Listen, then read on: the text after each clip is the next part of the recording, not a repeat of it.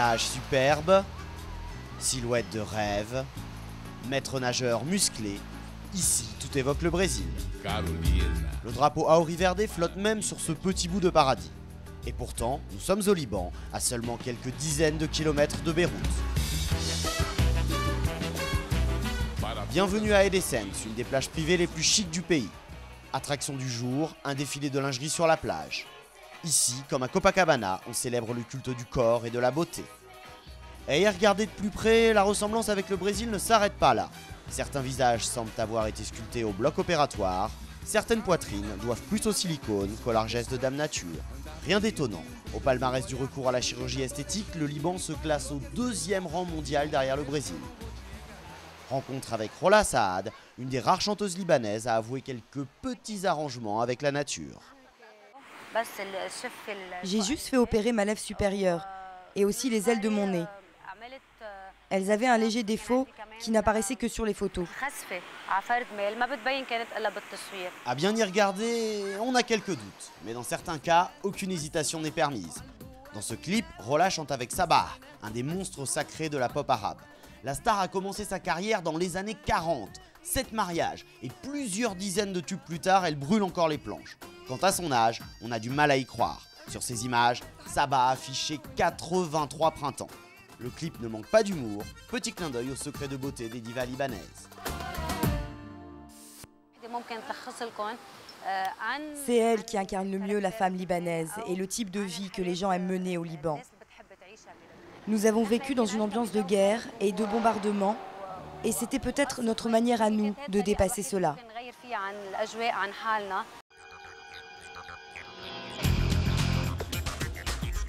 La télé-réalité s'est rapidement emparée du phénomène. Dans cette émission, on relook les femmes à coups de bistouri. Beauty Clinic est suivi dans l'ensemble du monde arabe, mais sa création et son tournage ne pouvaient avoir lieu qu'au Liban, car ici, le statut de la femme est le plus libéral de la région. La Libanaise est une femme active, une femme cultivée qui ne vit pas dans un espace clos. Qu'elle le veuille ou non, elle est obligée de se fondre dans la société. Et le modèle esthétique libanais s'exporte largement. Les riches ressortissantes des pétromonarchies du Golfe et d'Arabie Saoudite viennent même se faire opérer à Beyrouth. Le Liban ne manque pas de surprises. Ici, voile islamique et bistouri font bon ménage. D'un point de vue religieux, le sujet fait débat. L'islam encourage l'embellissement des femmes dans le cadre du mariage. Il autorise même les opérations plastiques en cas de nécessité. Cependant, il proscrit l'altération de la création d'Allah. Pour les orthodoxes, lifting, rhinoplastie ou mammoplastie, dans un but strictement esthétique, sont exclus. Tout est question d'interprétation. Les princesses du Golfe, elles, n'hésitent pas à s'octroyer quelques libertés. Le docteur Nader Saab, un habitué de Beauty Clinic, a beaucoup investi pour dominer ce marché. 40% des clients de sa très chic clinique privée viennent du Golfe. Son secret ? L'endroit ressemble plus à un hôtel qu'à un hôpital. Ici, comme vous le voyez, on a une suite présidentielle. Décoration, jacuzzi, vue imprenable sur Beyrouth, tout est fait pour séduire une clientèle très exigeante qui préfère rester discrète.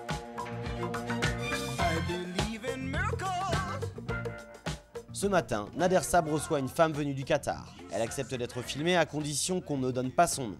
Nous l'appellerons Chérine. Son souci principal, faire disparaître son double menton.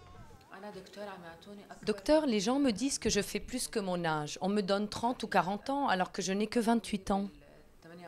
Pour éviter le stress de la descente au bloc opératoire, Chérine va être anesthésiée directement dans sa chambre. C'est là que le docteur Saab vient dessiner son nouveau visage. On va faire du botox là, là et là, là. Et on va faire la chirurgie au niveau du double menton. Les cliniques ici sont meilleures que celles qui se trouvent à Londres, aux États-Unis ou à Paris. De toute façon, le docteur a étudié en France et je préfère de loin un pays arabe.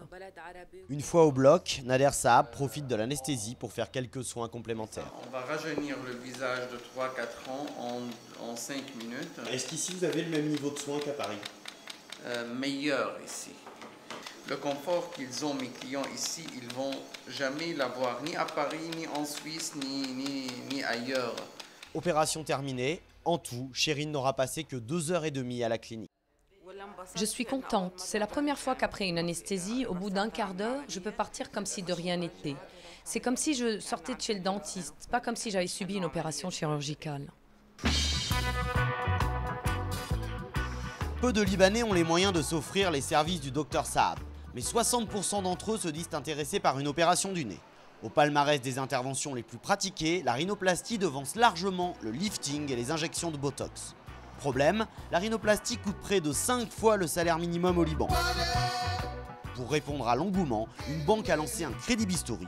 Succès immédiat, 3 autres l'ont déjà imité. Pauline a profité de l'occasion pour se payer une rhinoplastie.